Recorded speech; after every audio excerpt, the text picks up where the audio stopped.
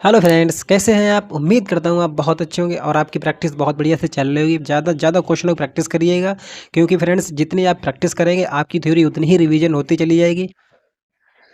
हमने फ्रेंड्स पिछले वीडियो में ना 53 नंबर क्वेश्चन देखे थे। अब उसके आगे 54 नंबर से देखते हैं। और बताइए दोस्तों, ये देखिए क्वेश्चन, ये भी बहुत अच्छा क्वेश्चन है। ग्रामीण क्षेत्र में पेयजल हेतु केंद्र द्वारा स्वजल धारा कार्यक्रम शुरू किया गया था। अब आपको ये बताना है, जो ग्रामीण क्षेत्रों में पेयजल हेतु केंद्र द्वारा स्वजल धारा कार्यक्रम कब शुरू किया गया। देखिए फ्रेंड्स, आपको याद भी होगा 25 दिसंबर 2002 को। कब किया गया था? 25 दिसंबर 2002 को। देखिए, इसमें ग्रामीण क्षेत्रों में पेयजल हेतु केंद्र द्वारा स्वजल धारा कार्यक्रम की शुरुआत 25 दिसंबर 2002 को की गई थी। इस योजना में 90% राशि केंद्र सरकार द्वारा, किसके द्वारा? 90% तक राशि केंद्र सरकार द्वारा और 10% राशि प्रबंध संबंधित पंचायत या लाभार्थी समूह द्वारा किया जाता है। यानी कि या तो पंचायत करेगी या जो लाभार्थी समूह होंगे उनके द्वारा 10% राशि का प्रबंध किया जाएगा और 90% राशि केंद्र सरकार द्वारा। ठीक है फ्रेंड्स, तो आपको याद रखना है, जो स्वजल धारा कार्यक्रम है ये 25 दिसंबर 2002 को स्टार्ट हुआ था।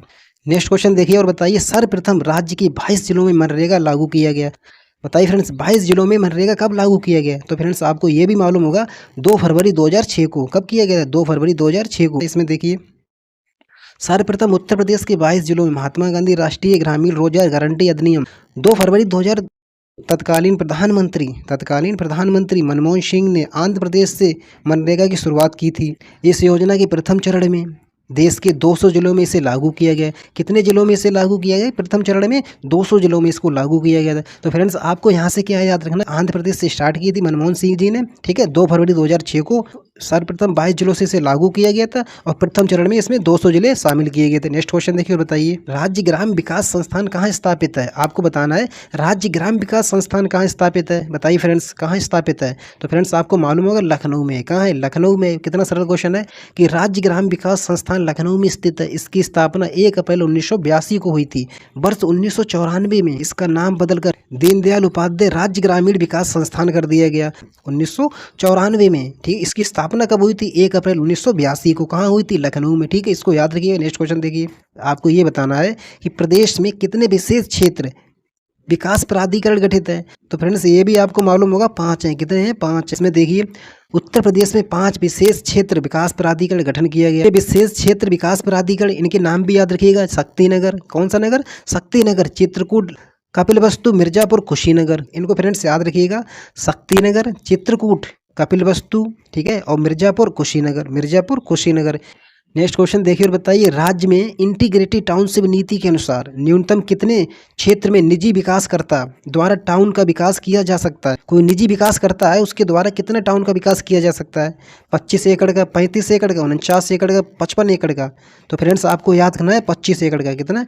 25 एकड़ याद रखिए फ्रेंड्स। इसमें देखिए, राज्य में इंटीग्रेटेड टाउनशिप नीति 2014 के अनुसार, किसके अनुसार? 2014 के अनुसार न्यूनतम 25 एकड़ क्षेत्र में निजी विकासकर्ता द्वारा टाउन का विकास किया जा सकता है। नेक्स्ट क्वेश्चन को देखिए और बताइए, भारत में भूमि सुधार के किस कार्यक्रम को सर्वाधिक सफल समझा जा सकता है? बताइए, जो भूमि सुधार कार्यक्रम हुए उनमें से सबसे सर्वाधिक सफल किसको समझा जा सकता है? देखिए, चकबंदी को, भूमिहीनों में भूमि का वितरण, जो भूमिहीन है उनमें भूमि का वितरण, मध्यस्थ यानी कि जमींदारों का उन्मूलन, उपर्युक्त में से कोई नहीं। तो फ्रेंड्स याद रखिएगा, उपर्युक्त में से कोई नहीं इसका आंसर दिया है। इसमें देखिए क्या है, भारत में भूमि सुधार की सफलता किसी एक कार्यक्रम के आधार पर न होकर कई कार्यक्रमों का सम्मिलित रूप है, जिसके अंतर्गत जमींदारी प्रथा का उन्मूलन, भूमिहीनों को भूमि वितरण, चकबंदी और किराएदारी कानूनों में आदि सुधार में सम्मिलित है। यानी कि फ्रेंड्स यहाँ पे आंसर होना चाहिए उपयुक्त सभी। ठीक है फ्रेंड्स, इसका आंसर डी सही है। नेक्स्ट क्वेश्चन देखिए और बताइए फ्रेंड्स, मरुस्थल विकास कार्यक्रम निम्नलिखित में से किस राज्य में नहीं चलाया गया? आपको बताना है मरुस्थल विकास कार्यक्रम। देखिए फ्रेंड्स, उत्तर प्रदेश में। किसमें? उत्तर प्रदेश में। यहाँ पे दोस्तों मरुस्थल विकास कार्यक्रम नहीं चलाया गया। इसमें देखिए, मरुस्थल विकास कार्यक्रम 1977-78 में प्रारंभ किया गया। इसको याद रखिएगा कि मरुस्थल विकास कार्यक्रम कब स्टार्ट किया गया था? 1977-78 में। ठीक है फ्रेंड्स, याद रखिए 1977-78 में। ये कार्यक्रम केंद्र सरकार द्वारा राष्ट्रीय कृषि आयोग की सिफारिश पर प्रतिकूल जलवायु परिस्थितियों के प्रभाव को कम करने के लिए एवं मरुस्थलीकरण को नियंत्रित करने के लिए चलाया गया। किसके लिए? मरुस्थलीकरण को नियंत्रित करने के लिए चलाया गया।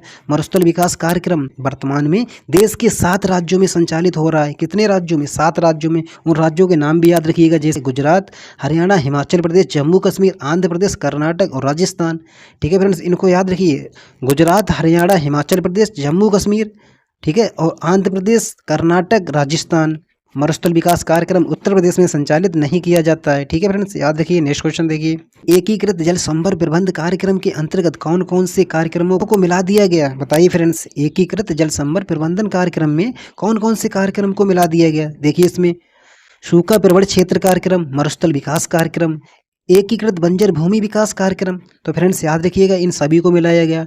एकीकृत जल संभर प्रबंध कार्यक्रम में सूखा प्रवण क्षेत्र कार्यक्रम को, मरुस्थल विकास कार्यक्रम को, एकीकृत बंजर भूमि विकास कार्यक्रम को, एकीकृत बंजर भूमि विकास कार्यक्रम को।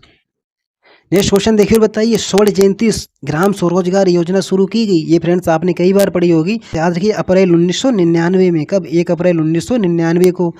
इसमें देखिए स्वर्ण जयंती ग्राम स्वरोजगार योजना अप्रैल 1999 में शुरू की गई। इसे ग्रामीण विकास मंत्रालय भारत सरकार द्वारा प्रारंभ किया गया था। किसके द्वारा? ग्रामीण विकास मंत्रालय भारत सरकार द्वारा प्रारंभ किया गया था। नेक्स्ट क्वेश्चन देखिए और बताइए, निम्न में से कौन स्वर्ण जयंती ग्राम स्वरोजगार योजना में सम्मिलित नहीं किया गया? आपको ये बताना। बताइए फ्रेंड्स कि स्वर्ण जयंती ग्राम स्वरोजगार योजना में कौन सम्मिलित नहीं किया गया? देखिए इसमें कौन शामिल नहीं किया गया? तो फ्रेंड्स आपको मालूम होगा JRY यानी कि जवाहर रोजगार योजना इसमें सम्मिलित नहीं है। किसमें? स्वर्ण जयंती ग्राम स्वरोजगार योजना में। इसमें देखिए स्वर्ण जयंती ग्राम स्वरोजगार योजना की शुरुआत अप्रैल 1999 में की गई थी। अभी आपने देखी थी, अप्रैल 1999 में की गई। इस योजना में एकीकृत ग्रामीण विकास कार्यक्रम, एकीकृत ग्रामीण विकास कार्यक्रम IRDP, याद रखिए फ्रेंड्स, एकीकृत ग्रामीण विकास कार्यक्रम, ग्रामीण युवाओं को रोजगार हेतु प्रशिक्षण ट्राइसेम, ग्रामीण क्षेत्रों में महिलाओं और बच्चों का विकास, ग्रामीण क्षेत्रों में महिलाओं और बच्चों का विकास, मिलेनियम बेल्स स्कीम, ग्रामीण कारीगरों के लिए बेहतर टूल किट की आपूर्ति, बेहतर टूल किट की आपूर्ति, गंगा कल्याण योजना को शामिल किया गया था। ये सभी योजनाएं स्वर्ण जयंती ग्राम स्वरोजगार योजना में सम्मिलित की गई थी। इनको फ्रेंड्स याद रखिएगा। ठीक है। और वहीं JRY यानी कि जवाहर रोजगार योजना को शामिल नहीं किया गया था।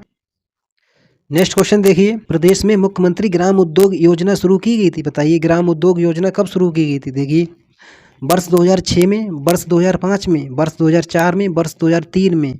तो फ्रेंड्स आपको मालूम होगा वर्ष 2005 में मुख्यमंत्री ग्राम उद्योग योजना वर्ष 2005 में स्टार्ट की गई थी। इसमें देखिए उत्तर प्रदेश में मुख्यमंत्री ग्राम उद्योग योजना की शुरुआत वर्ष 2005 में की गई थी। मुख्यमंत्री ग्राम उद्योग रोजगार योजना उत्तर प्रदेश खादी एवं ग्राम उद्योग बोर्ड द्वारा व्यक्तिगत उद्यमियों को बैंकों से वित्त पोषण उपलब्ध कराने के लिए इस योजना के तहत 10 लाख रुपए तक ऋण देने का प्रावधान किया गया। यानी कि इस योजना के तहत 10 लाख रुपए तक ऋण प्रदान किया जाता है। किस योजना के तहत? मुख्यमंत्री ग्राम उद्योग योजना के तहत। ठीक है, इसको याद रखिए, ये 2005 में आई थी। नेक्स्ट क्वेश्चन देखिए और बताइए, उत्तर प्रदेश के कितने जिलों में, उत्तर प्रदेश के कितने जिलों में विकास प्राधिकरण गठित है? देखिए फ्रेंड्स बताइए उत्तर प्रदेश के कितने जिलों में विकास प्राधिकरण गठित है? तो फ्रेंड्स आपको मालूम होगा 27 जिलों में। कितने? 27 जिलों में। उत्तर प्रदेश के 27 जिलों में विकास प्राधिकरण गठन किया गया। कितने जिलों में? 27 जिलों में। ये आवास एवं शहरी नियोजन विभाग के अधीन गठित होते हैं। किसके अधीन? आवास एवं शहरी विकास नियोजन के अधीन गठित होते हैं। विकास प्राधिकरण शहरों में नियोजित बुनियादी ढांचे और आवास परियोजनाओं के विकास के लिए वैधानिक निकाय है। ठीक है फ्रेंड्स, नेक्स्ट क्वेश्चन देखिए और बताइए, केंद्र के संयोग से राज्य के किस जिले में सैटेलाइट टाउन का विकास किया जा रहा है? देखिए फ्रेंड्स, केंद्र के सहयोग से किस जिले में सैटेलाइट टाउन का विकास किया जा रहा है? किसका? सैटेलाइट टाउन का। इसमें देखिए गौतम बुद्ध नगर में, हापुड़ में, गाजियाबाद में, मेरठ में। तो फ्रेंड्स आपको मालूम होगा गौतम बुद्ध नगर में। किसमें? गौतम बुद्ध नगर में। केंद्र के संयोग से उत्तर प्रदेश राज्य के गौतम बुद्ध नगर के नोएडा सैटेलाइट टाउन उपग्रह शहर के रूप में विकसित किया जाए। नेक्स्ट क्वेश्चन देखिए, महात्मा गांधी राष्ट्रीय ग्रामीण रोजगार कार्यक्रम निम्नलिखित में से किसके जरिए समावेशी विकास सुनिश्चित करता है? कैसा विकास? समावेशी विकास। कैसे करता है? देखिए सामाजिक सुरक्षा प्रदान करके, आजीविका सुरक्षा प्रदान करके, लोकतांत्रिक अधिकारिता पर अपने प्रभाव के जरिए, या उपयुक्त सभी। तो फ्रेंड्स याद रखिए उपयुक्त सभी इसका आंसर सही है। इसमें देखिए महात्मा गांधी राष्ट्रीय ग्रामीण रोजगार गारंटी कार्यक्रम की शुरुआत 2 फरवरी 2006 को हुई थी। आपको मालूम होगा इसके माध्यम से सामाजिक सुरक्षा, आजीविका सुविधा प्रदान कर लोकतांत्रिक अधिकारिता पर अपने प्रभाव के जरिए समावेशी विकास को सुनिश्चित करना। ठीक है फ्रेंड्स, नेक्स्ट क्वेश्चन देखिए, सूखा प्रवण क्षेत्र कार्यक्रम उत्तर प्रदेश के किस जनपद में, उत्तर प्रदेश के किस जनपद समूह में नहीं चलाया गया? देखिए इसमें एटा मैनपुरी आगरा, मिर्जापुर सोनभद्र इलाहाबाद, झांसी जालौन हमीरपुर, बहराइच श्रावस्ती बलरामपुर। तो फ्रेंड्स आपको मालूम होना चाहिए झांसी जालौन हमीरपुर का, झांसी जालौन हमीरपुर में। ठीक है, इसमें देखिए फ्रेंड्स क्या है, सूखा प्रवण क्षेत्र कार्यक्रम 1973 में एक केंद्रीय प्रायोजित कार्यक्रम के रूप में एक एकीकृत क्षेत्र विकास कार्यक्रम के रूप में प्रारंभ किया गया। इस कार्यक्रम को भूमि, जल, पशुधन, मानव संसाधनों के संरक्षण, विकास और दोहन दोहन द्वारा पारिस्थितिकी संतुलन को बहाल करने के लिए दीर्घकालिक उपाय के रूप में लिया गया सूखा प्रवण क्षेत्र कार्यक्रम उत्तर प्रदेश के झांसी, जालौन और हमीरपुर जनपद समूह में नहीं चलाया गया। इन जिलों के नाम याद रखिए फ्रेंड्स। नेक्स्ट क्वेश्चन देखिए। देखिए, योजना आयोग ने निम्नलिखित में से किसे विकासात्मक आयोजन की आधारभूत इकाई माना? जिला को, तहसील को, विकास खंड को, न्याय पंचायत को? तो फ्रेंड्स याद रखिए जिला को। किसको? जिला को। इसमें देखिए, योजना आयोग का गठन 15 मार्च 1950 को किया गया था। कब किया गया था? 15 मार्च 1950 को किया गया था। योजना आयोग ने विकासात्मक आयोजन की आधारभूत इकाई जिले को माना है। किसको माना है? जिले को माना है। ठीक है।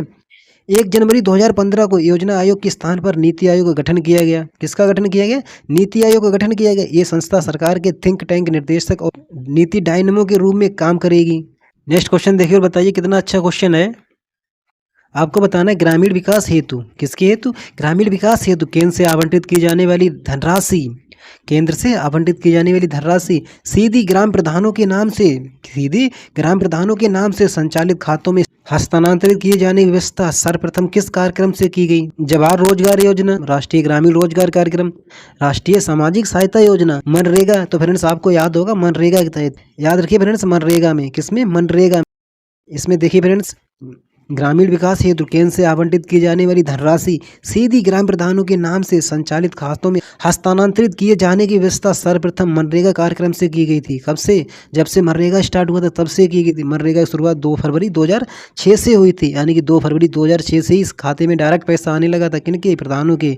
इसमें देखिए वर्ष 2023-24 में, वर्ष 2023-24 के बजट में मनरेगा के लिए 60,000 करोड़ रुपए का प्रावधान किया गया। तो फ्रेंड्स इसको भी याद रखिए कि 23-24 में मनरेगा के लिए कितना बजट का प्रावधान किया गया? 60,000। नेक्स्ट क्वेश्चन देखिए और बताइए, पर्यावरण सुरक्षा अधिनियम बना है। कितना सरल क्वेश्चन है कि पर्यावरण सुरक्षा अधिनियम बना है। तो फ्रेंड्स आपने पढ़ा होगा 1986 में बना था। कब बना था? 1986 में बना था। इसमें देखिए पर्यावरण संरक्षण अधिनियम 1986 में पारित किया गया था। ये अधिनियम 19 नवंबर 1986 से लागू हुआ। कब से लागू हुआ? 19 नवंबर 1986 से लागू हुआ। इस अधिनियम में 4 अध्याय और 26 धाराएं हैं। इस अधिनियम में 4 अध्याय और 26 धाराएं। बहुत इंपॉर्टेंट पॉइंट्स है कि बताइए इस अधिनियम में कितनी धाराएं और कितने अध्याय हैं? तो फ्रेंड्स याद रखिए धाराएं 26 हैं और 4 अध्याय हैं। किसमें? पर्यावरण संरक्षण अधिनियम में, जो 1986 में पारित किया गया था। और लागू कब हुआ था? 19 नवंबर 1986 से। नेक्स्ट क्वेश्चन देखिए और बताइए, गांव में जल प्रदूषण का कौन सा स्रोत नहीं है? भूमि कटाव से, लाउड स्पीकर के द्वारा ध्वनि, लाउड स्पीकर के द्वारा ध्वनि। आपको दोस्तों बताना क्या? जल प्रदूषण से। तो फ्रेंड्स यही नहीं है। पशुओं के जलाशय में नहाने से, मानव अपशिष्ट एवं बहित मल द्वारा। ठीक है फ्रेंड्स, याद रखिए कि लाउड स्पीकर द्वारा जल प्रदूषण नहीं होता है। इसमें देखिए फ्रेंड्स क्या है, प्रश्नानुसार गांव में जल प्रदूषण का स्रोत नहीं है। लाउड स्पीकर द्वारा ध्वनि। जल प्रदूषण के स्रोत में कौन आते हैं? जैसे भूमि कटाव, पशुओं का जलाशय में नहाना, ठीक है, और मानव अपशिष्ट एवं वहित मल आदि। नेक्स्ट क्वेश्चन देखिए और बताइए, भूमि प्रदूषण उत्पन्न होता है, भूमि प्रदूषण उत्पन्न होता है फसलों में रासायनिक दवाओं के अनुचित प्रयोग एवं इनके अपघटित अवशेषों से। ठीक है। उद्योग धंधों के ठोस तथा जलीय उपद्रव्यों के भूमि में निकास से, उपद्रव्यों के भूमि में निकास से। कूड़ा करकट गंदगी मलमूत्र के अनियंत्रित विसर्जन से, कूड़ा करकट गंदगी मलमूत्र के अनियंत्रित विसर्जन से। तो फ्रेंड्स इसका आंसर डी सही है, इसका आंसर डी सही है। ठीक है, ये सभी के कारण भूमि प्रदूषण होता है। इसमें देखिए फ्रेंड्स, मृदा या भूमि प्रदूषण का तात्पर्य मानव की विभिन्न क्रियाकलापों के फलस्वरूप मृदा में अवांछनीय तत्वों के प्रवेश से। कैसे? अवांछनीय तत्वों के प्रवेश से। इस मृदा प्रदूषण से मृदा की गुणवत्ता घटने लगती है। क्या होने लगती है? मृदा की गुणवत्ता जो है वो घटने लगती है और मृदा का ह्रास प्रारंभ हो जाता है। इसका प्रमुख कारण है फसलों में रासायनिक दवाओं के अनुचित प्रयोग एवं इनके अपघटित अवशेषों से, उद्योग धंधों के ठोस तथा जलीय उपद्रव्यों के भूमि में निकास से, कूड़ा करकट गंदगी मलमूत्र के अनियंत्रित विसर्जन के कारण है। ये सभी कारण है फ्रेंड्स, इनको याद रखिएगा, ये सभी कारण है। नेक्स्ट क्वेश्चन देखिए और बताइए, राष्ट्रीय एकता समिति का गठन हुआ था। आपको बताना है राष्ट्रीय एकता समिति का गठन कब हुआ था? कब हुआ था? 1967 में। राष्ट्रीय एकता समिति का गठन 1967 में किया गया था। कब किया गया था? 1967 में किया गया था। राष्ट्रीय एकता समिति का गठन देश में व्याप्त जातिवाद, सांप्रदायिकता, ठीक है, प्रांतीयता, सामाजिक भिन्नता एवं आर्थिक भिन्नता आदि समस्याओं के समाधान हेतु किया गया था। इसका गठन किया गया था फ्रेंड्स। ठीक है, राष्ट्रीय एकता समिति का 1967 में। नेक्स्ट क्वेश्चन देखिए और बताइए, निम्नलिखित में से कौन सा कार्यक्रम भारत में हरित क्रांति कार्यक्रम का आधार बना? आपको ये बताना जो हरित क्रांति है उसका आधार कौन सा कार्यक्रम बना। देखिए इसमें सघन कृषि जनपद कार्यक्रम, सघन कृषि क्षेत्र कार्यक्रम। हरित क्रांति के आधार में ए और बी दोनों सही हैं। जनपद याद रखिए फ्रेंड्स और क्षेत्र याद रखिए। भारत में हरित क्रांति कार्यक्रम का आधार 1960-61 में प्रारंभ। गहन कृषि जिला कार्यक्रम, तो फ्रेंड्स याद रखिए जिला कार्यक्रम कब आया, तो 1960-61 में। आगे देखिए 1964-65 में, कब 1964-65 में गहन कृषि क्षेत्र कार्यक्रम। Intensive agriculture area programme, intensive agriculture area programme, वहाँ पे क्या था, वहाँ पे डिस्ट्रिक्ट प्रोग्राम था, यहाँ पे एरिया प्रोग्राम है फ्रेंड्स। IADP का फुल फॉर्म याद रखिए और IAAP का भी फुल फॉर्म याद रखिए, ठीक है। भारत में हरित क्रांति के जनक के रूप में MS स्वामीनाथन को जाना जाता है। किनको जाना जाता है, MS स्वामीनाथन को जाना जाता। तो फ्रेंड्स आपको यहाँ से क्या याद रखना, गहन कृषि जिला कार्यक्रम 1960-61 में, कब 1960-61 में। वहीं गहन कृषि क्षेत्र कार्यक्रम 1964-65 में, गहन कृषि क्षेत्र कार्यक्रम 1964-65 में। नेक्स्ट क्वेश्चन देखिए और बताइए, सीमांत कृषक किसे कहा जाता। अब आपको बताना सीमांत कृषक किसे कहा जाता। तो फ्रेंड्स आपने पढ़ा होगा सीमांत कृषक वही होते हैं जिनके पास 1 हेक्टेयर से कम भूमि होती है, जिनके पास 1 हेक्टेयर से कम भूमि होती है। देखिए इसमें जिसके पास 1 हेक्टेयर से कम भूमि हो, तो फ्रेंड्स पहला ही आंसर सही है इसमें, जिसके पास 1 हेक्टेयर से कम भूमि हो। इसमें देखिए सीमांत कृषक का आशय ऐसे कृषक से है जिसके पास 1 हेक्टेयर यानी कि 2.5 एकड़ से कम क्षेत्रफल की कृषि भूमि। उत्तर प्रदेश में लगभग 2.33 करोड़ किसान, जिसमें से 1.85 करोड़ सीमांत किसान है, 1.85 करोड़ सीमांत किसान है तथा 30 लाख लघु किसान है। कितने, 30 लाख जो है वो लघु किसान है। नेक्स्ट क्वेश्चन देखिए और बताइए, निम्नलिखित में से कौन सा एक ग्राम विकास का एक कार्यक्रम नहीं है। ग्राम विकास का एक कार्यक्रम नहीं है, ठीक है फ्रेंड्स। देखिए इसमें कौन सा ग्राम विकास का कार्यक्रम नहीं है। सामुदायिक विकास कार्यक्रम बिल्कुल है, 10 लाख कुआं योजना ये भी है, इंदिरा आवास योजना ये भी है, सार्वजनिक वितरण प्रणाली ये नहीं है दोस्तों, PDS इसमें नहीं आती है, किसमें, ग्राम विकास कार्यक्रम का हिस्सा नहीं है।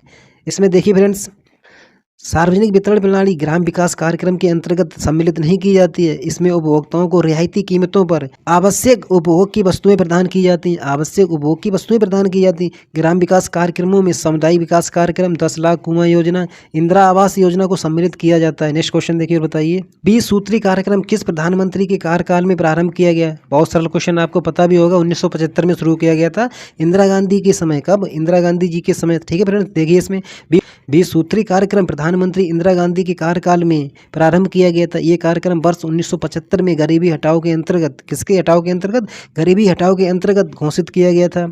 इस कार्यक्रम का मूल उद्देश्य पिछड़े एवं निर्धन व्यक्तियों के जीवन स्तर में सुधार लाना था। किनके जीवन स्तर में सुधार लाना था, पिछड़े और निर्धन व्यक्तियों के जीवन स्तर में सुधार लाना था। नेक्स्ट क्वेश्चन देखिए और बताइए, ये श्रीमती इंदिरा गांधी द्वारा प्रारंभ किया गया 20 सूत्री कार्यक्रम में निम्नलिखित में से कौन सा सूत्र शामिल नहीं था। बताइए फ्रेंड्स कौन सा इसमें सूत्र शामिल नहीं था। गरीबी हटाओ बिल्कुल था, लोकतांत्रिक विकेंद्रीकरण, सबके लिए स्वास्थ्य, पर्यावरण संरक्षण। तो फ्रेंड्स आपको याद होना चाहिए लोकतांत्रिक विकेंद्रीकरण इसमें शामिल नहीं था। इसमें देखिए क्या शामिल था, वर्ष 1975 में तत्कालीन प्रधानमंत्री इंदिरा गांधी द्वारा प्रारंभ किए गए 20 सूत्री कार्यक्रम में लोकतांत्रिक विकेंद्रीकरण को शामिल नहीं किया गया था। लोकतांत्रिक विकेंद्रीकरण को शामिल नहीं किया गया था 20 सूत्री कार्यक्रम में। गरीबी हटाओ, सबके लिए स्वास्थ्य, पर्यावरण संरक्षण, अनुसूचित जाति, अनुसूचित जनजाति, पिछड़ा वर्ग कल्याण, महिला युवा, सबके लिए आवास, शिक्षा इत्यादि शामिल थे। नेक्स्ट क्वेश्चन देखिए, चकबंदी का संबंध निम्नलिखित में से किससे है। आपको ये बताना है चकबंदी का संबंध निम्नलिखित में से किससे है। देखिए आपको दोस्तों मालूम होगा कितना सरल क्वेश्चन है कि चकबंदी का संबंध बताना है भूमि सुधार कार्यक्रम से। किससे, भूमि सुधार कार्यक्रम। चकबंदी का संबंध भूमि सुधार कार्यक्रम से है, ठीक है। भूमि सुधार कार्यक्रमों में मध्यस्थों का उन्मूलन, भूमि सुधार कार्यक्रम में क्या आता है इसको भी देखिए फ्रेंड्स, मध्यस्थों का उन्मूलन, काश्तकारी सुधार, भूमि की चकबंदी तथा प्रति परिवार भूमि का निर्धारण और भूमिहीन लोगों के बीच अधिशेष भूमि वितरित करना, अधिशेष भूमि वितरित करना, ये सभी शामिल होते हैं फ्रेंड्स। इनको ना याद रखिए कि भूमि सुधार में क्या क्या आता है। नेक्स्ट क्वेश्चन देखिए, निम्नलिखित में से कौन सा भूमि सुधार कार्यक्रम है। देखिए फ्रेंड्स वही क्वेश्चन आ गया, मध्यस्थों का उन्मूलन ये भी है, काश्तकारी सुधार अभी आपने पढ़ा था, खेती योग्य भूमि की सीमाबंदी, ये सभी पॉइंट्स भूमि सुधार कार्यक्रम के हिस्सा हैं, ठीक है फ्रेंड्स। यानी कि सभी इसका आंसर हो गया, यानी कि डी इसका आंसर सही है। नेक्स्ट क्वेश्चन देखिए और बताइए, निम्नलिखित में से कौन सम्मिलित नहीं है, कौन सी सम्मिलित नहीं है। देखिए इसमें इंदिरा आवास योजना 1 अप्रैल 1996 को आई थी। बिल्कुल फ्रेंड्स, इंदिरा आवास योजना 1 अप्रैल 1996 को आई थी। स्वर्ण जयंती ग्राम स्वरोजगार योजना 25 दिसंबर 2000 को। फ्रेंड्स आपने कई बार पढ़ा होगा कि स्वर्ण जयंती ग्राम स्वरोजगार योजना आई थी 1 अप्रैल 1999 को, 1 अप्रैल 1999 को। राष्ट्रीय ग्रामीण आजीविका मिशन 1 अप्रैल 2013 को। मनरेगा फ्रेंड्स आपने पीछे देखा 2 फरवरी 2006 को, ठीक है फ्रेंड्स। तो इसका आंसर क्या होगा, इसका आंसर बी सही है। ग्रामीण स्वरोजगार योजना आई थी 1 अप्रैल 1999 को। नेक्स्ट क्वेश्चन देखिए और बताइए, राष्ट्रीय ग्रामीण पेयजल कार्यक्रम के अंतर्गत 2022 तक, यानी 2022 के अकॉर्डिंग बताना है, 2022 तक देश के हर ग्रामीण व्यक्ति को उनके घरेलू परिसरों में या उनके घरों के क्षैतिज या ऊर्ध्वाधर दिशा में 50 मीटर की दूरी से कम पर कितने लीटर प्रति व्यक्ति प्रतिदिन पेयजल उपलब्ध होना चाहिए? तो फ्रेंड्स आपको याद होगा 70 लीटर। कितना? 70 लीटर। नेक्स्ट क्वेश्चन देखिए और बताइए, पशु बीमा योजना कब से लागू हुई है? आपको बताना है पशु बीमा योजना कब से लागू हुई है। तो फ्रेंड्स आपको मालूम होगा 1974 से। पशु बीमा योजना 1974 से लागू है। पशु बीमा योजना सामान्य बीमा निगम की 4 सहायक कंपनियों द्वारा लागू किया गया है। कितनी कंपनियों द्वारा लागू किया गया? 4 सहायक कंपनियों द्वारा लागू किया गया। पशुधन बीमा किसानों को पशु की मृत्यु तथा उससे उत्पन्न आय की हानि के विरोध महत्वपूर्ण सुरक्षा प्रदान करना। नेक्स्ट क्वेश्चन देखिए, भारत में स्वास्थ्य अनुसंधान की स्थापना कब हुई थी? आपको बताना भारत में स्वास्थ्य अनुसंधान की स्थापना कब हुई थी। देखिए फ्रेंड्स 2003 में, 2005 में, 2007 में, 2009 में। तो फ्रेंड्स आपको मालूम होगा 2007 में। ठीक, भारत में स्वास्थ्य अनुसंधान विभाग की स्थापना 17 सितंबर 2007 को भारत सरकार नियम 1961 में संशोधन द्वारा स्वास्थ्य परिवार कल्याण मंत्रालय के अधीन किया गया। स्वास्थ्य परिवार कल्याण मंत्रालय के अधीन किया गया। ठीक है फ्रेंड्स, नेक्स्ट क्वेश्चन देखिए, ग्रामीण क्षेत्रों में जीवन स्तर के लिए महत्वपूर्ण सामाजिक तथा आर्थिक आधारभूत अधोसंरचना के लिए निम्न तत्वों की पहचान की गई है। इसमें सही विकल्प का चयन करना है, इसको ध्यान रखिए फ्रेंड्स। स्वास्थ्य, प्रारंभिक शिक्षा, स्वच्छ पेयजल, आवास, सड़कें, स्वच्छता। तो फ्रेंड्स इसमें ना स्वच्छता नहीं आएगा, इसमें स्वच्छता नहीं आएगा, इसमें स्वास्थ्य आएगा, प्रारंभिक शिक्षा, ठीक है, स्वच्छ पेयजल, आवास और सड़कें।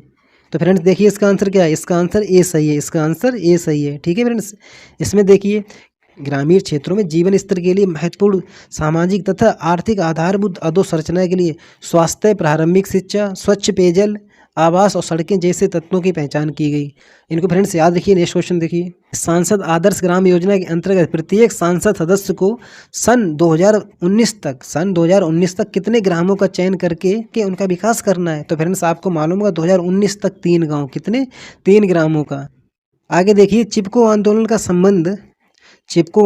संबंध निम्नलिखित से किससे? सरल क्वेश्चन है और दोस्तों आपने कई बार पढ़ा भी होगा। वनों के अवैध कटान को रोकने से। इसका आंसर ए सही है। इसका आंसर ए सही है। इसमें देखिए फ्रेंड्स, चिपको आंदोलन का संबंध वनों के अवैध कटान को रोकने से। चिपको आंदोलन की शुरुआत 1970 के दशक में उत्तराखंड में हुई थी। कहाँ हुई थी? उत्तराखंड में हुई थी। इसकी शुरुआत सुंदरलाल बहुगुणा ने की थी। नेक्स्ट क्वेश्चन देखिए, बताइए राष्ट्रीय मानसिक स्वास्थ्य कार्यक्रम कब प्रारंभ किया गया? बताइए फ्रेंड्स, 1982 में, 1992 में, 1995 में, इनमें से कोई नहीं। तो फ्रेंड्स आपको मालूम होगा 1982 में। 1982। इसमें देखिए राष्ट्रीय स्वास्थ्य मानसिक कार्यक्रम की शुरुआत अगस्त 1982 में किया गया था। ये कार्यक्रम मानसिक विकारों के भारी बोझ और मानसिक स्वास्थ्य के क्षेत्र में योग्य पेशेवरों की कमी को दूर करने के लिए शुरू किया गया था। वर्ष 1996 में इसमें जिला मानसिक स्वास्थ्य कार्यक्रम जोड़ा गया। कब जोड़ा गया? 1996 में। 7 अप्रैल 2017 को मानसिक स्वास्थ्य देखभाल अधिनियम पारित किया गया। इसको फ्रेंड्स याद रखिएगा कि 7 अप्रैल 2017 को मानसिक स्वास्थ्य देखभाल अधिनियम पारित किया गया। कब पारित किया गया? 7 अप्रैल 2017 को, तथा 7 जुलाई 2017 से प्रभावी हो गया। 7 जुलाई 2017 से प्रभावी हो गया। फ्रेंड्स ना इसको याद रखिए, ये स्वास्थ्य मानसिक देखभाल अधिनियम कब पारित किया गया। नेक्स्ट क्वेश्चन देखिए, भारत में राष्ट्रीय मौखिक स्वास्थ्य कार्यक्रम संबंधित है। अब आपको ये बताना है कि मौखिक स्वास्थ्य कार्यक्रम में किससे संबंधित है। देखिए तो फ्रेंड्स याद रखिएगा, मुंह और दांत की बीमारी से। किससे? मौखिक स्वास्थ्य कार्यक्रम जो है वो मुंह और दांत की बीमारी से। इसमें देखिए भारत में राष्ट्रीय मौखिक स्वास्थ्य कार्यक्रम की शुरुआत वर्ष 2014-15 में किया गया। कब किया गया? वर्ष 2014-15। इसको भी याद रखिए, राष्ट्रीय मौखिक स्वास्थ्य कार्यक्रम की शुरुआत कब हुई थी? वर्ष 2014-15 में। ये कार्यक्रम मुंह और दांत की बीमारी से संबंधित है। किससे संबंधित है? मुंह और दांत की बीमारी से संबंधित है। प्रत्येक वर्ष 20 मार्च को वैश्विक मौखिक स्वास्थ्य दिवस के रूप में मनाया जाता है। 20 मार्च को विश्व मौखिक स्वास्थ्य दिवस मनाया जाता है। इसको भी याद रखिए। नेक्स्ट क्वेश्चन देखिए, बताइए स्वास्थ्य एवं परिवार कल्याण मंत्रालय द्वारा प्रारंभ खसरा रुबेला टीकाकरण अभियान का संबंध किस आयु वर्ग से? बताइए किस आयु वर्ग से है। देखिए फ्रेंड्स, 9 माह से 15 वर्ष, 6 माह से 10 वर्ष, 5 माह से 13 वर्ष और 6 माह से 12 वर्ष। तो फ्रेंड्स याद रखिए 9 माह से 15 वर्ष तक। कितना? 9 माह से 15 वर्ष। नेक्स्ट क्वेश्चन देखिए, बताइए आशा का संबंध किस विभाग से है। कितना सरल क्वेश्चन है, आपने कई बार पढ़ा होगा कि आशा का संबंध किस विभाग से है। आंगनबाड़ी से। किससे है? आंगनबाड़ी से। आशा क्रेडिटेड सोशल हेल्थ एक्टिविस्ट, इसकी फुल फॉर्म भी याद रखिए फ्रेंड्स, आशा की फुल फॉर्म भी आपको याद रखना है, ठीक। एक मान्यता प्राप्त सामाजिक स्वास्थ्य कार्यकर्ता, राष्ट्रीय ग्रामीण स्वास्थ्य मिशन के भाग के रूप में स्वास्थ्य एक परिवार कल्याण मंत्रालय द्वारा नियोजित एक सामुदायिक स्वास्थ्य कार्यकर्ता है। आशा की नियुक्ति वर्ष 2005 से प्रारंभ हुई थी। इसको फ्रेंड्स जरूर याद रखिए कि आशा की नियुक्ति किस वर्ष से प्रारंभ हुई थी, वर्ष 2005 से, ठीक है। नेक्स्ट क्वेश्चन देखिए और बताइए, निर्मल भारत अभियान का संबंध निम्नलिखित में से किससे है। देखिए फ्रेंड्स, गाँव में स्वच्छ पेयजल की व्यवस्था से, गाँव में स्वच्छ पेयजल की व्यवस्था से, बालिकाओं के कल्याण एवं उनकी सुरक्षा से, बालिकाओं के कल्याण एवं उनकी सुरक्षा से, गांव में स्वच्छ शौचालय एवं स्वच्छ वातावरण विकास से। तो फ्रेंड्स याद रखिएगा इन सभी से निर्मल भारत अभियान की शुरुआत 1999 में हुई थी। इसको भी याद रखिए फ्रेंड्स, कब हुई थी? 1999 को हुई थी। निर्मल भारत अभियान को संपूर्ण स्वच्छता अभियान के रूप में जाना जाता है। किसके रूप में जाना जाता है? संपूर्ण स्वच्छता अभियान के रूप में जाना जाता है। इस योजना के माध्यम से व्यक्तिगत स्वच्छता, घरेलू स्वच्छता, स्वच्छ पेयजल, कचरा निपटान, मलमूत्र निपटान तथा अपशिष्ट निपटान के लिए स्वच्छता की अवधारणा का विस्तार किया गया। स्वच्छता की अवधारणा का विस्तार किया गया। वर्तमान में निर्मल भारत अभियान स्वच्छ भारत अभियान के रूप में कार्यान्वित है। किसके रूप में कार्यान्वित है? स्वच्छ भारत अभियान के रूप में कार्यान्वित है। आगे देखिए फ्रेंड्स, प्रधानमंत्री ग्रामोदय योजना में सम्मिलित नहीं है। अब आपको ये बताना है कि प्रधानमंत्री ग्रामोदय योजना में क्या सम्मिलित नहीं है। देखिए फ्रेंड्स, क्या सम्मिलित नहीं है? बेसिक शिक्षा, पोषाहार, पेयजल तथा स्वास्थ्य, ग्रामीण सड़कें तथा आवास, ग्रामीण सड़कें तथा आवास, या लघु उद्योग। तो फ्रेंड्स आपको मालूम होगा लघु उद्योग इसमें नहीं आता है। प्रधानमंत्री ग्रामोदय योजना की शुरुआत वर्ष 2000 में हुई थी। कब हुई थी? वर्ष 2000 में हुई थी। तत्कालीन प्रधानमंत्री अटल बिहारी वाजपेयी द्वारा किया गया था। किनके द्वारा? अटल बिहारी वाजपेयी द्वारा किया गया था। इसकी शुरुआत ग्रामीण विकास मंत्रालय द्वारा, इसको भी याद रखिए, किस मंत्रालय द्वारा? ग्रामीण विकास मंत्रालय द्वारा। इस योजना में प्राथमिक शिक्षा, स्वास्थ्य देखभाल, पेयजल, आवास तथा ग्रामीण सड़कों को शामिल किया गया था, ठीक है फ्रेंड्स। नेक्स्ट क्वेश्चन देखिए, केंद्र सरकार द्वारा कृषि मजदूर सामाजिक सुरक्षा योजना की शुरुआत की गई थी। अब आपको बताना है केंद्र सरकार द्वारा कृषि मजदूर सामाजिक सुरक्षा योजना की शुरुआत कब की गई थी। देखिए इसमें 1 अप्रैल 2001 को, 1 मई 2002 को, 1 जुलाई 2001 को, 1 मार्च 2002 को। तो फ्रेंड्स याद रखिएगा 1 जुलाई 2001 को। कब? 1 जुलाई 2001 को केंद्र सरकार द्वारा कृषि मजदूर सामाजिक सुरक्षा योजना की शुरुआत 1 जुलाई 2001 को की गई थी। कृषि श्रमिक सामाजिक सुरक्षा योजना का उद्देश्य कृषि श्रमिकों को जीवन बीमा सुरक्षा प्रदान करना। कृषि श्रमिकों को जीवन बीमा सुरक्षा प्रदान करना। इस योजना के अंतर्गत कृषि श्रमिकों की पहचान के लिए ग्राम पंचायत को नोडल एजेंसी बनाया गया। ग्राम पंचायत को नोडल एजेंसी बनाया गया। नेक्स्ट क्वेश्चन देखिए और बताइए, अंत्योदय योजना के अंतर्गत निम्नलिखित में से किस वर्ग के परिवारों को शामिल किया जा सकता है। अब आपको बताना है जो अंत्योदय योजना है उसके अंतर्गत किस वर्ग को शामिल किया जा सकता है। ऐसे परिवार जिनकी प्रमुख विधवा या मरणांसन बीमा व्यक्ति या विकलांग व्यक्ति या 60 वर्ष की अधिक आयु का व्यक्ति जिसके पास आजीविका का सुनिश्चित साधन अथवा सहारा न हो। आगे देखिए, सभी मूल जनजाति परिवार, सभी मूल जनजाति परिवार, अकेली महिलाएं जो बेसहारा हो, या उपयुक्त सभी। तो फ्रेंड्स याद रखिए उपयुक्त सभी इसका आंसर सही है, ठीक है। ये सभी शामिल किए जा सकते हैं। नेक्स्ट क्वेश्चन देखिए, भारत में ग्रामीण स्वास्थ्य योजना कब प्रारंभ की गई। अब आपको बताना भारत में ग्रामीण स्वास्थ्य योजना कब प्रारंभ की गई। तो फ्रेंड्स याद रखिएगा 1952 में, 1960 में, 1970 में, 1980 में। तो फ्रेंड्स आपको मालूम होगा 1977 में। कब? 1977 में। इसमें देखिए भारत में ग्रामीण स्वास्थ्य योजना की शुरुआत 1977 में की गई थी। इस योजना की शुरुआत श्रीवास्तव समिति की सिफारिश पर किया गया था। किसकी समिति पर? श्रीवास्तव समिति की सिफारिश पर। इसको भी याद रखिए। स्वास्थ्य और परिवार नियोजन मंत्रालय में भारत सरकार ने नवंबर 1974 में इसकी स्थापना की। नवंबर 1974 में स्थापना की, जिसे श्रीवास्तव समिति के नाम से जाना जाता है। नेक्स्ट क्वेश्चन देखिए, ग्राम स्वास्थ्य गाइड योजना कब प्रारंभ की गई। अब आपको बताना ग्राम स्वास्थ्य गाइड योजना कब प्रारंभ की गई। 2 अक्टूबर 1977 को, 26 जनवरी 1980 को, 15 अगस्त 1980 को, 2 अक्टूबर 1995 को। तो फ्रेंड्स याद रखिए 2 अक्टूबर 1977 को, 2 अक्टूबर 1977 को। 101 क्वेश्चन नंबर देखिए फ्रेंड्स, बहुउद्देशीय स्वास्थ्य कार्यकर्ता योजना निम्नलिखित में से किस समिति की सिफारिश पर लागू की गई। अब आपको बताना बहुउद्देशीय स्वास्थ्य कार्यकर्ता योजना जो है वो किस समिति की सिफारिश पर लागू की गई। देखिए फ्रेंड्स, इसमें मोर समिति स्वास्थ्य सर्वेक्षण एवं विकास, मुखर्जी समिति बुनियादी स्वास्थ्य सेवाएं, करतार सिंह समिति स्वास्थ्य सेवाओं का विस्तार, श्रीवास्तव समिति चिकित्सा शिक्षा एवं संयोग मानव शक्ति, तो फ्रेंड्स आपको याद रखना है करतार सिंह समिति स्वास्थ्य सेवाओं का विस्तार। इसमें देखिए फ्रेंड्स, बहुउद्देशीय स्वास्थ्य कार्यकर्ता योजना करतार सिंह समिति 1973 की सिफारिशों पर लागू की गई। इसका शीर्षक स्वास्थ्य और परिवार नियोजन के तहत बहुउद्देशीय श्रमिकों पर समिति है। इसका गठन प्रदेश स्तर और पर्यवेक्षी स्तर पर स्वास्थ्य और चिकित्सा सेवाओं के एकीकरण के लिए एक रूपरेखा तैयार करने के लिए किया गया था। एक रूपरेखा तैयार करने के लिए किया गया था। देखिए फ्रेंड्स, आपको ना यहाँ से याद क्या रखना है कि जो बहुउद्देशीय स्वास्थ्य कार्यकर्ता योजना आई थी, करतार सिंह समिति स्वास्थ्य सेवाओं का विस्तार, इस समिति की सिफारिश पर आई थी। तो इसको भी याद रखिए, 1973 कब से 1973 करतार सिंह समिति की सिफारिशों पर लागू की गई थी। ठीक है फ्रेंड्स, बहुउद्देशीय स्वास्थ्य कार्यकर्ता योजना।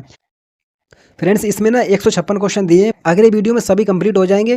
फ्रेंड्स वीडियो को लाइक भी करिएगा और चैनल को सब्सक्राइब जरूर करिएगा। ठीक है दोस्तों, आपसे ये रिक्वेस्ट है, चैनल को सब्सक्राइब जरूर करिएगा। मिलते हैं इसी तरह से नेक्स्ट वीडियो में। जय हिंद, जय भारत।